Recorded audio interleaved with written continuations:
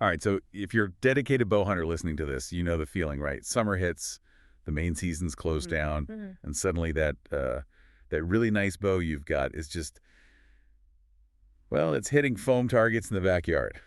Yeah, it's tough. You spend all year thinking about the hunt, getting ready, and then bam, months of just practice targets. It feels kind of like being benched. Exactly. It's Yeah, hard to keep that edge, that feeling when you're just shooting at blocks. for sure. All that gear, all that prep, and nowhere to really apply it in the field. Well, that's exactly what we dug into for this deep dive. We were looking for that perfect summer fix for archers, and I think we found a really good one, bow fishing. Oh, yeah.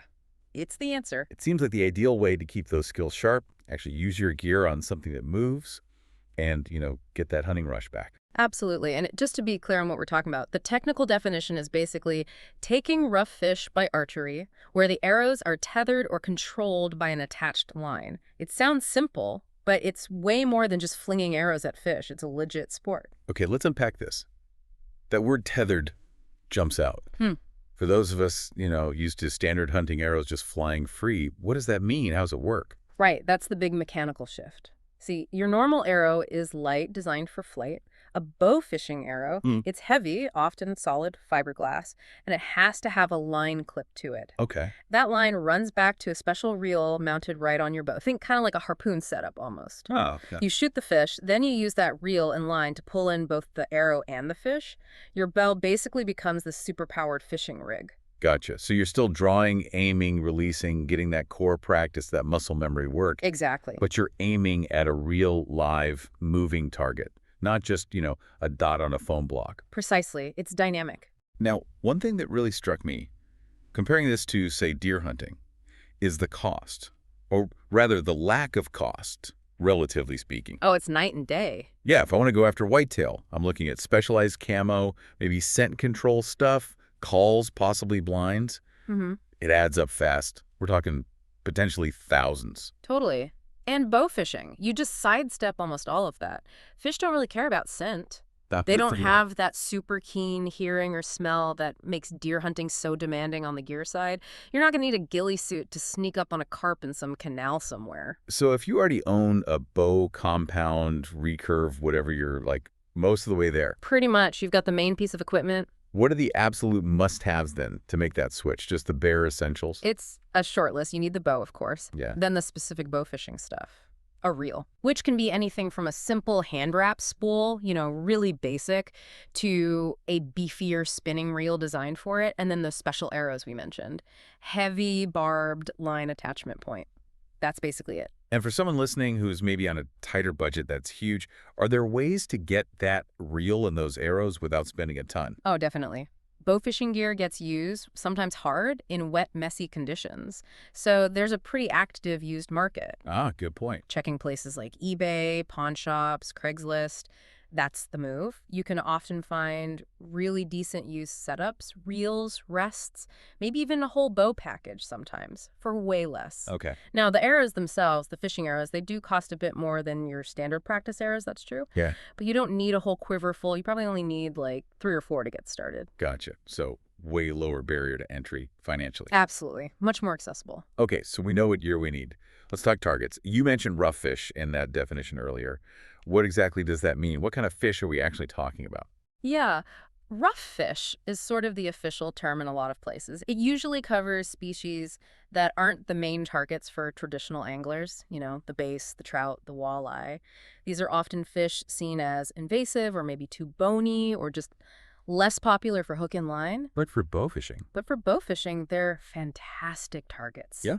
Challenging, abundant, and found pretty much everywhere there's water. So the variety is pretty good depending on where you are. Oh, yeah.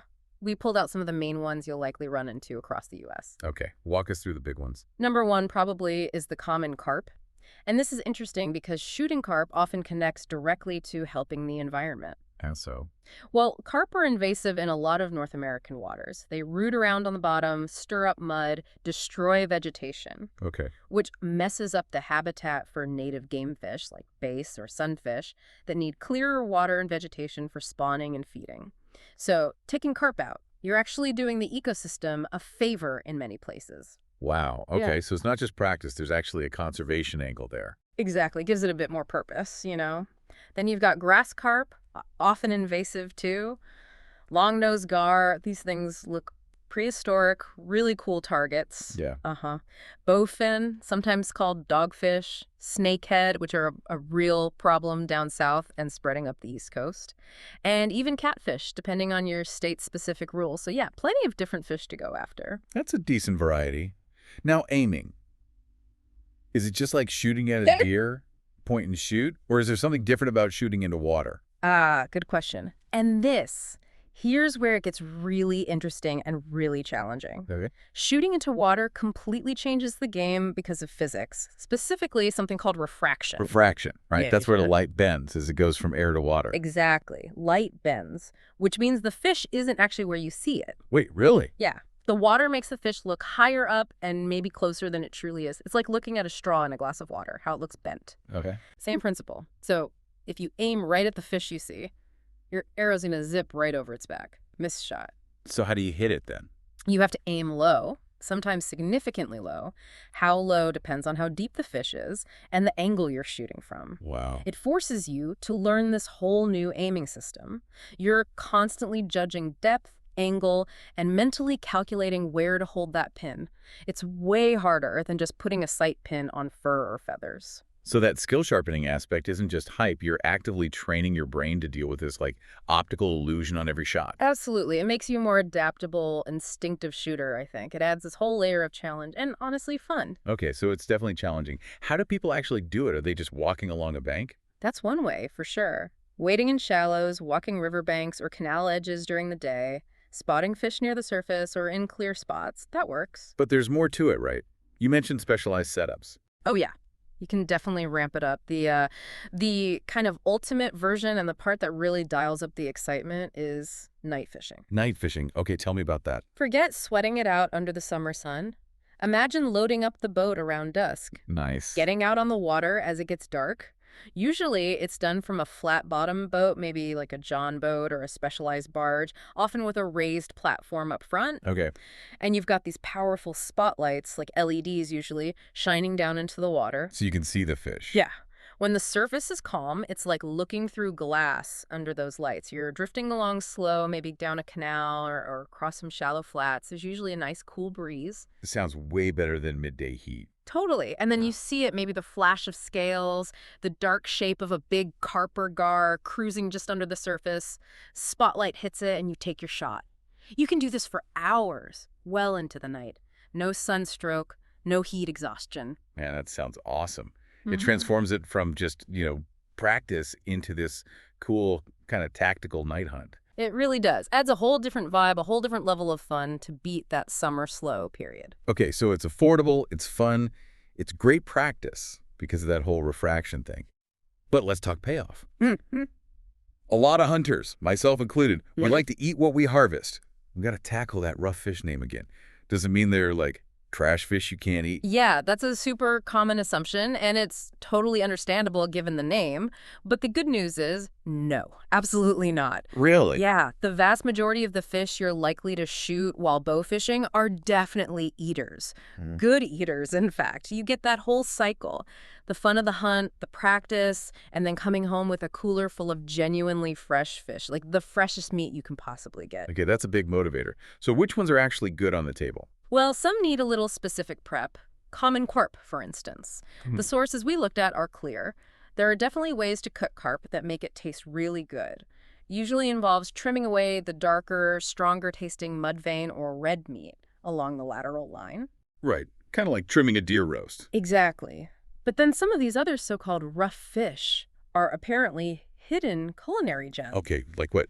We got to mention the one that really stood out from the sources, the long-nosed gar. Yes.